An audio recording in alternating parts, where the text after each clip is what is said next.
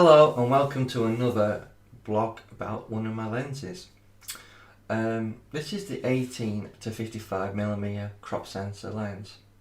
As you can see on Amazon, it's retailing for around £130, and a lot of people slate the kit lens and think it's not very good.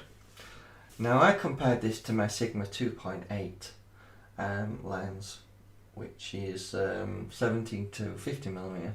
You can work out the crop factor, just times it by 1.6 to work out your true millimetre frame. I found this lens really sharp. Now this is the Mark II, not the STM version. If you're interested in doing video, go for the STM version. It's a bit more money, but it's better for video. Now the only downside obviously is a 3.5 to 5.6, not a f2.8 aperture.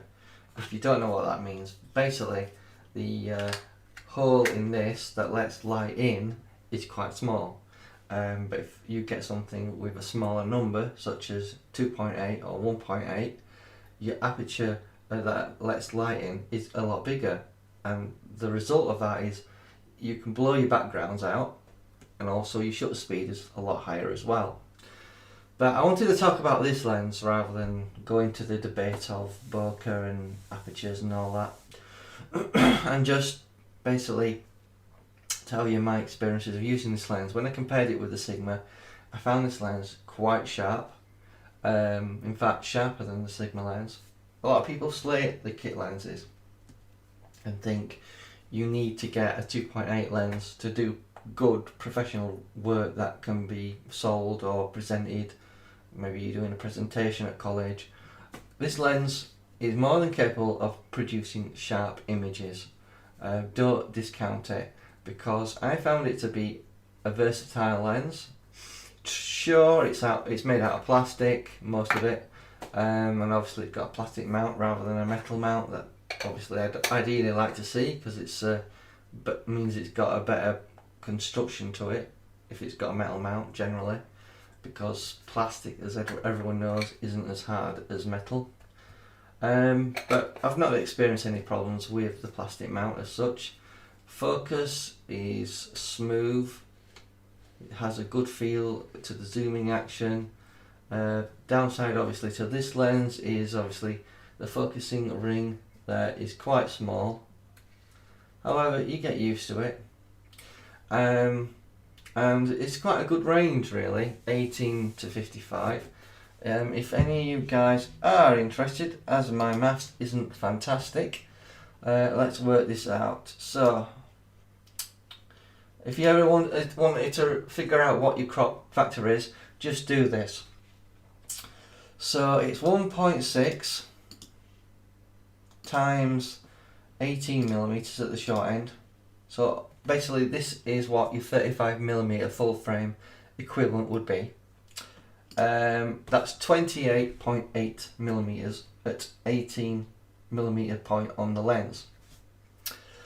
And let's work out what it would be at the long end. So it's 1.6 times 55 equals 88mm. So on a full frame on this particular EFS lens, if you was to work out the equivalent of what you're getting on your lens, it's 28.8mm to 88mm.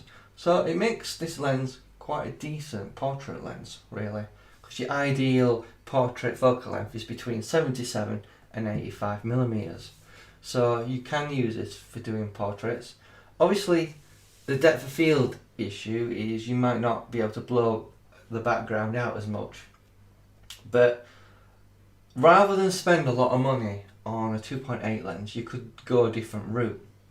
What you could do is use this for your general photography, but if you want to do portraits, buy yourself the nifty 50mm STM lens, and let's just have a look at that while you're here.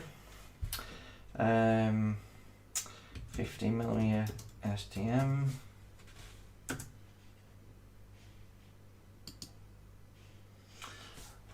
There it is, the EF 50mm 1.8 STM lens. this is an ideal lens if you want to do portraits. It's just so we get an idea of what the millimeters works out at. 1.6 times 50 equals 80 millimeters. So basically it's an 80 millimeter 1.8 lens, and go for the STM version because that's ideal for doing video, because obviously the motor isn't as noisy as the micro motors or the USM motors. So I just wanted to give you a rough idea of what you could get as an alternative to buying a 2.8 lens.